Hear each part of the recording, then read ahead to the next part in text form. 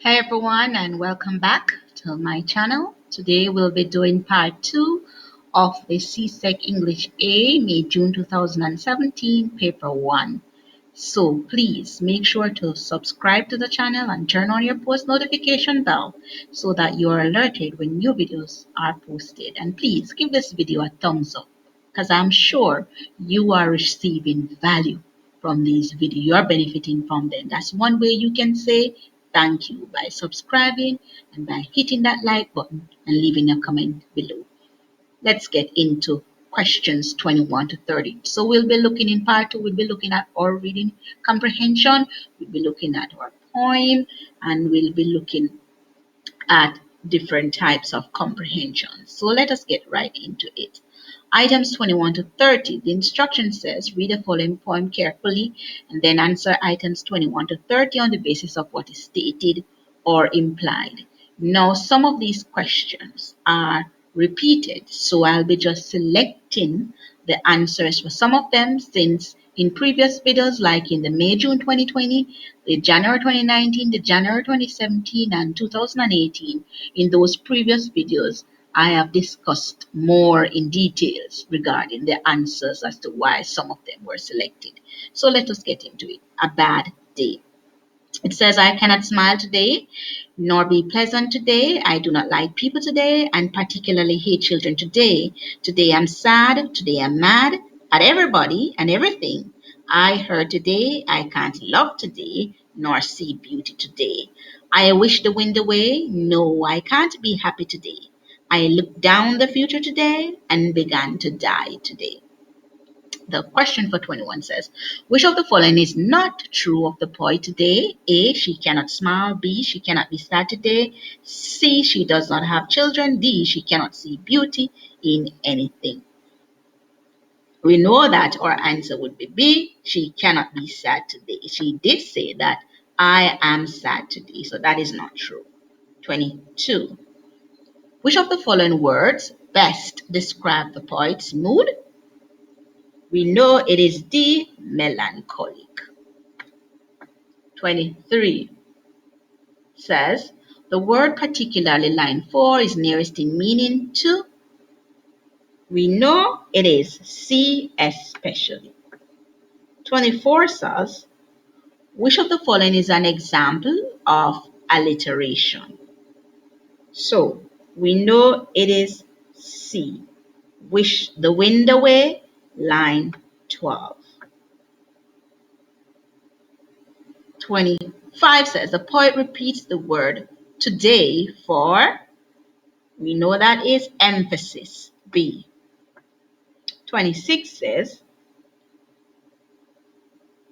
the words nor see beauty, line 10, mean that the poet cannot, D, appreciate anything. 27, I looked down the future today, line 14, is an example of, we know it is B, metaphor. Let's go on to 28. The poet began to die, line 15, probably because C, future events did not look promising. 29. The mood of the poem can best be described as A, depressing, B, peaceful, C, sarcastic, or D, apprehensive. We know it is A, depressing. Let's go on to 30. The poet's intention is to A, express or state of B. Let's go on to items 31 to 39. The instruction says, read the following extract carefully and then answer items 31 to 39 on the basis of what is stated or implied. No, this is a new comprehension. So this one is not on any of the previous papers we did. So let's get into it. Don't take it to heart, shark. Life's got plenty lessons to teach you yet. Partner, this bush does not reduce you to an animal and then you got to fight your way back to prove you are a man. You better get moving and don't let sundown catch you before you reach Nameless River. I left half of my supplies with Bulla and tonic. poured boiling water into the barrel of my tested the in barrel of my rifle, tested the action of the bolt, and set out. I knew Buller and Tonic were watching me, but I didn't look back. I walked quickly, feeling my prospecting knife slapping against my thigh. The forest darkened and my footsteps sounded loud under the tall trees. I wasn't afraid of animals or snakes, and for the first time, I felt certain that I would overtake my uncle and Santos. The only fear I knew was for the thing I was about to do with no witness but God and the forest trees. But this fear was remote as I swung downhill. The sense of being alone filled me with a particular gladness. I looked up at the sun and quickened my pace. I saw Nameless River from a hilltop. The molasses black stream flowed by 100 yards away. For a long time I stood still, watching every movement below and scanning the far bank of the river. I descended stealthily until I came to a moor tree which leaned over the river. I hid my ballata pouch between the rocks and crouched down to wait. The expression, "this bush does not reduce you to an animal," lines 1 to 2, implies that Shark would be forced to adapt the instincts of an animal. C. So let's go on to number 32. It says, the advice given to Shark in the first sentence was meant to warn him that D, there were things he did not yet know about life. Let's go on to 33. The forest darkened lines 6 to 7 suggests that we're 33, we're having two options here to select from. 33, B and C would be out. So we're left with A and D. The sun had set by this time, or D, trees were blocking out the sunlight. So I'm going to select D, the first darken, to suggest that the trees were blocking out the sunlight. 34 says, the phrase molasses black, line 12, describes A, the color of the water. Let's go to 35. The conclusion we may draw about sharks scanning the far bank, line 13, is that he was A, examining carefully. A would be our answer. 36 says, the phrases scanning the far bank, line 13, descended stealthily, line 13, hid my pouch, line 14, crouched down, line 15, show that Shark is now C, expecting someone who was not a friend. Let's go on to 37, says, based on the extract, the only feeling Shark did not experience was A, fear, B, aloneness, C, anticipation, or D, satisfaction. Now, we would say C or D we're left with to select. Now, I am going to go with C. C. So C or D could be your answer options to select from, the two nearest in meaning. So I selected C, anticipation. Or it could be D, satisfaction. So we're not going to dispute over that one. 38 says, the concluding sentence of this extract is A, suggests that Shark expected someone or something to appear at any moment. A. Which of the following suggested titles best suits the extract? We know it is A. Nameless River. Let's go on to 40, items 40 to 47. The instruction says, read the following passage carefully and then answer items 40 to 47 on the basis of what is stated or implied. It says, this is a new passage. It says, of all the terrifying circumstances to which one's home is vulnerable, nothing equals the experience of having a guest who stares straight at one's bookshelves. It is not the possibility that he is judging one's taste that is frightening, but the fact that one's sense of discrimination is exposed by one's books. Indeed, most people would prefer to see the guest first scan, then pair and turn away in boredom or disapproval. Too often the eyes, dark with calculation, shift from title to title, as from girl to girl in an overheated dance hall. Nor is that the worst. It is when those eyes stop moving that the heart too stops. The guest's body twitches. His hand floats up to where his eyes have led it. There is nothing to be done. You freeze. He smiles.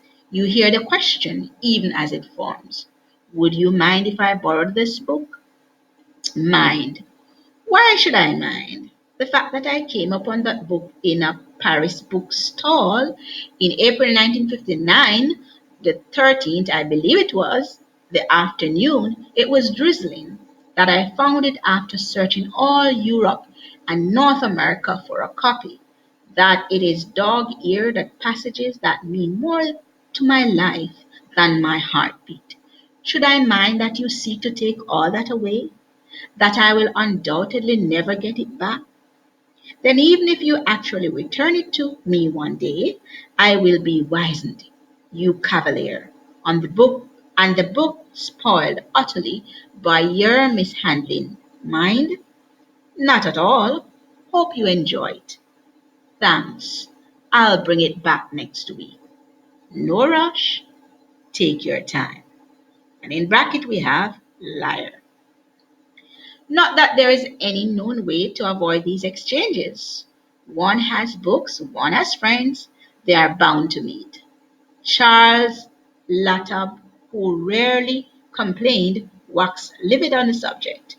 Your borrowers of books, those mutilators of collections, spoilers of the symmetry of shelves, and creators of odd volumes. But how are such people to be put off?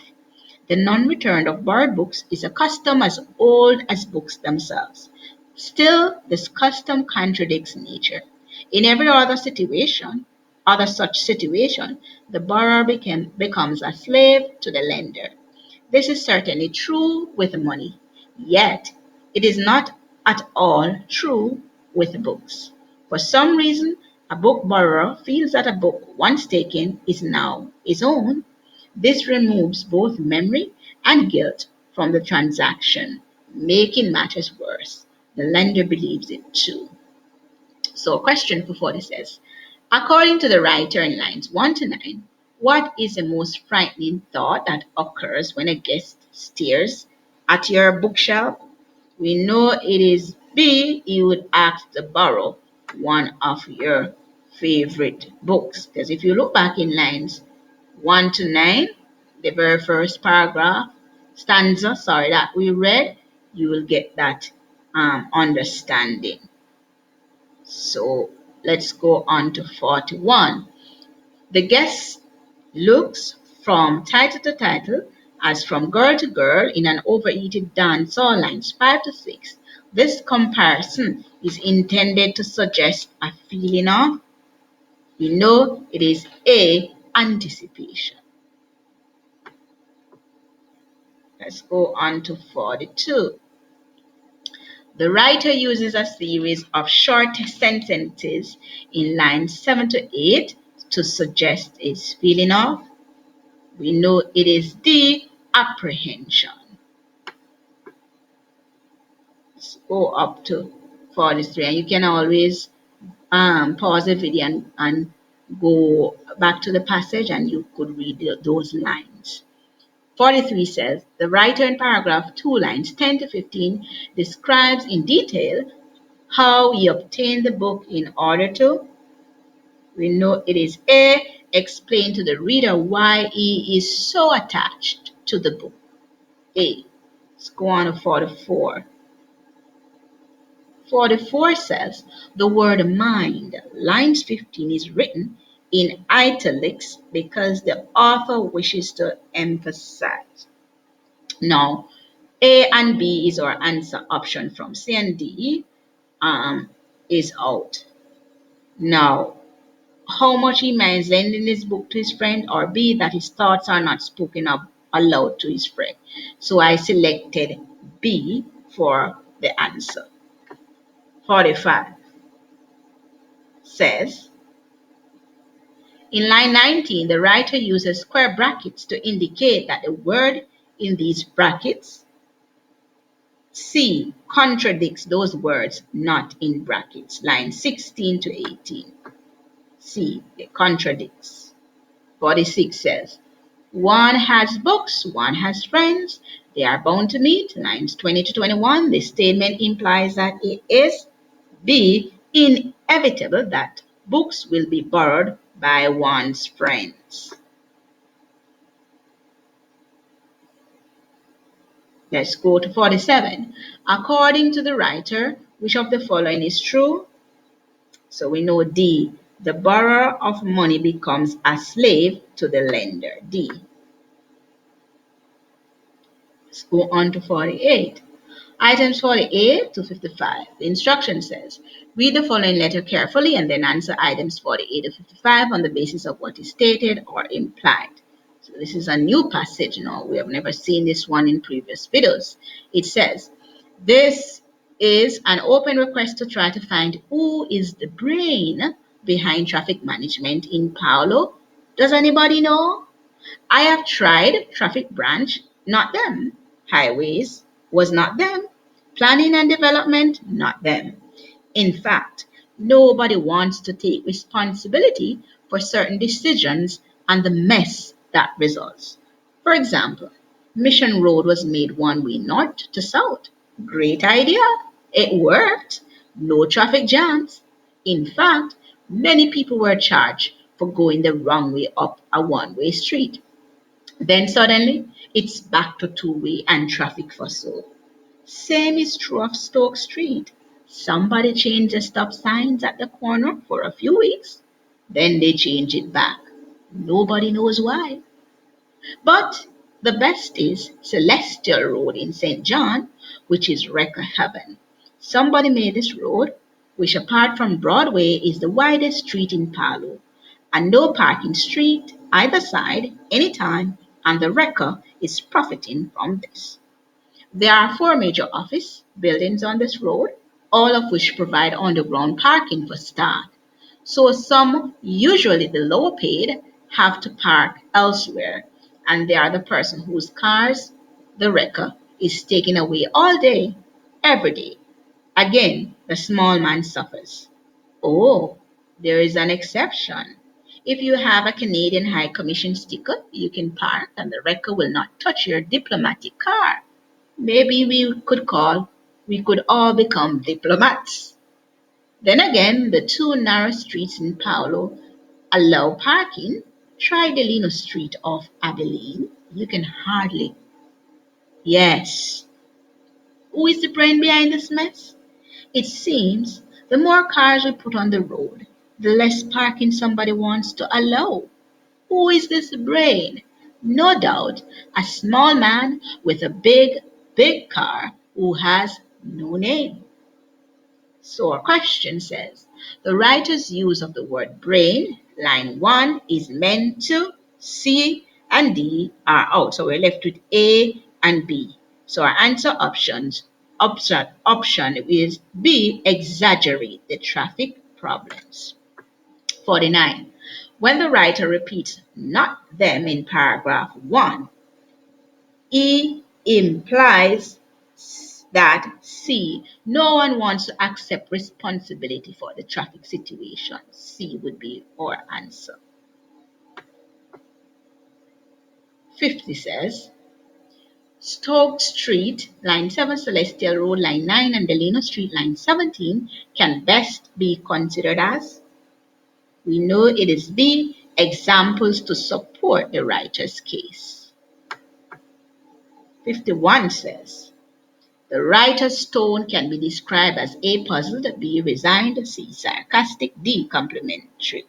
So we know B and D will be out. We're left with A and C.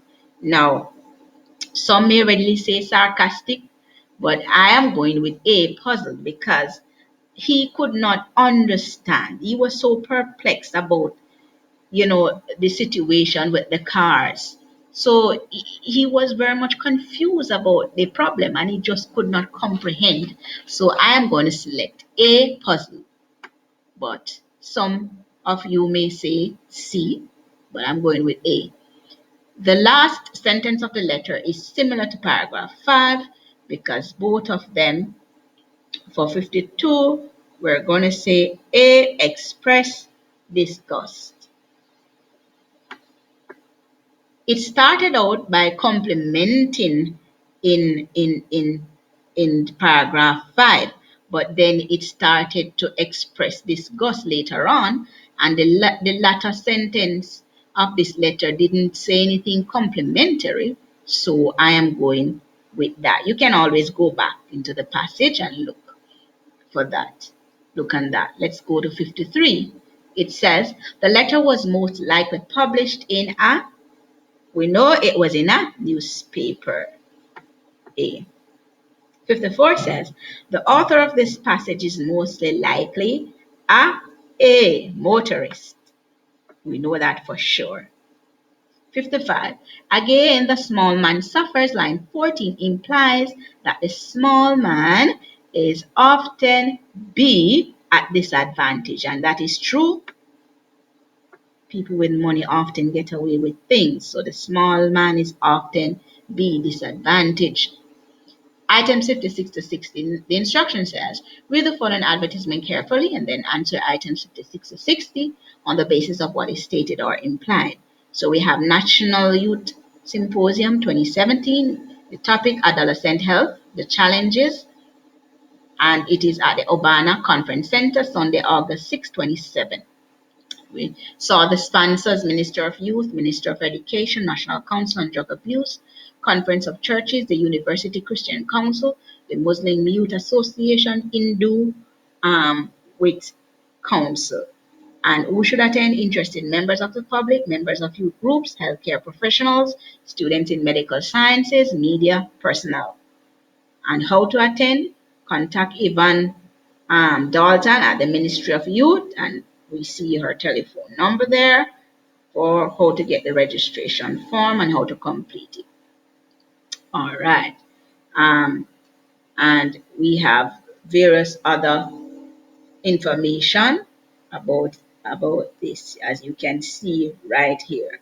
And we have the deadline date for submission of forms, the 15th of July 2017. And we have other, we would say, sessions led by experts in their fields who would be there. Dr. Elby Sander, HIV/AIDS, teen pregnancy, Professor Nancy Sewell, other sexual transmitted diseases, Dr. C. Smith Brown, alcohol and other legal drugs, Major Leonard, cancer and human sexuality, Reverend Samita Bean, healthy food, Dr. Prakash Ram. That, all right, so we get a basic idea. So 56 says, according to the information provided, the main theme of the symposium is, so we know it is C, adolescent health. We saw that. 57 says, which of the following groups is not a sponsor of the symposium? It didn't mention, it mentioned Minister of Youth, it mentioned conference churches, it mentioned national drug abuse. There's nowhere it says Ministry of Health. B would be your answer. Let's go on to 58. Which of the following words can best replace symposium in the advertisement? We know it is B, conference.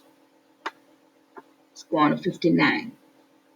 59 says, How can those who want to participate register for the event? We know it says call the Ministry of Youth and speak to Yvonne Dalton.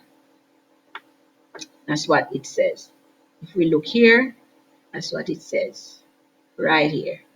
It says how to attend, contact Yvonne, and we saw the number there, phone number. So we know it would be by telephone. Okay. All of the following groups are specifically invited to attend except C, parents of young people. So this is it. We have come to the completed 60 questions on the CSEC English A, May, June 2017, paper 1. If you have not watched part 1 as yet, there's a card somewhere in the video. Don't forget to like, share, and subscribe.